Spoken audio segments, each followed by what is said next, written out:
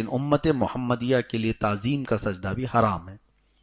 ہم تعظیم کے لیے بھی کسی کا سجدہ نہیں کر. عبادت کا سجدہ کرو گے تو شرک ہے. عبادت کی غرض سے اگر سجدہ کیا تو شرک ہے. مزارات پر ہو, کہیں پر بھی ہو, آپ سجدہ کر رہے ہیں, چاہے آپ کی نیت کچھ بھی ہو. آپ اگر یہ کہیں گے کہ نہیں میں عبادت کا سجدہ نہیں کر رہا, یہ مزار پاک کی تعظیم کے لیے سجدہ کر رہا ہوں, تب بھی وہ گناہ حرام ہے. امت محمدیہ کے لیے تعظیم کا سجدہ بھی جائز نہیں.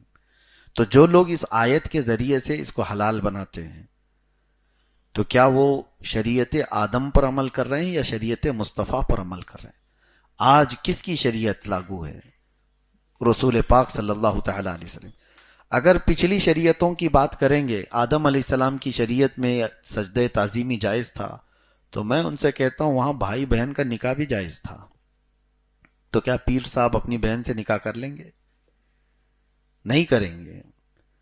تو یہاں سجدہ کرانے کے لیے اس آیت کا جو حوالہ لیا جاتا ہے وہ غلط ہے. اس چیز کو میں آپ کے سامنے بھی رکھ رہا ہوں.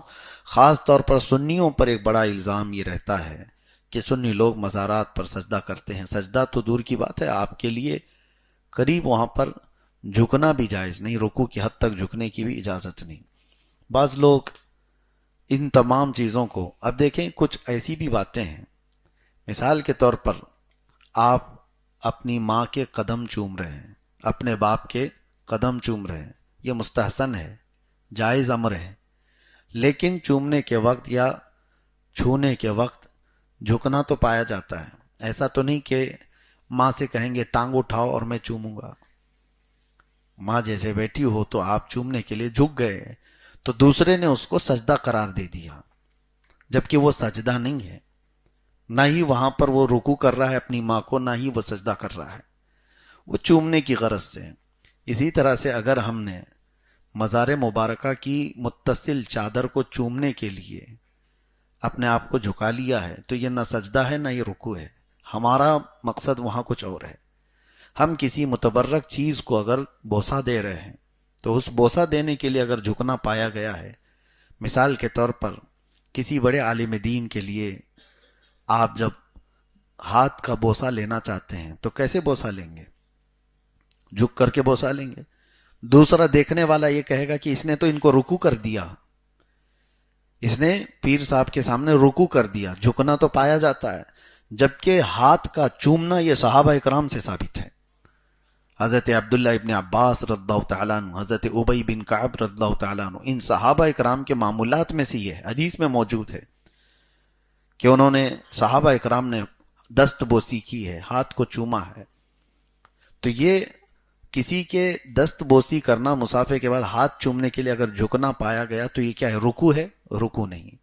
ہاں اگر یوں ہی کوئی آ رہا ہے اس کی تعظیم میں آپ جھک گئے, یہ رکوع کی حد تک جھکنا اس طرح سے, یہ ناجائز و حرام ہے.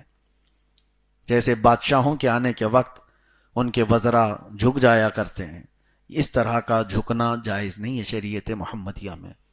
ہاں آپ ہاتھ چومنے کے لیے جو جھک رہے ہیں تو وہاں رکوع مقصد نہیں ہے, بلکہ آپ دست بوسی کر رہے ہیں, ہاتھ کو چومنا چاہ رہے ہیں. اسی طرح ماں کے قدموں کے لیے ہوا یا باپ کے قدموں کے لیے, یا پھر کسی مزار مبارکہ سے متصل کسی چادر کو آپ چوم رہے ہیں, تو اس کا مطلب یہ نہیں ہے کہ وہ رکوع کر رہے ہیں یا پھر سجدہ کر رہے ہیں.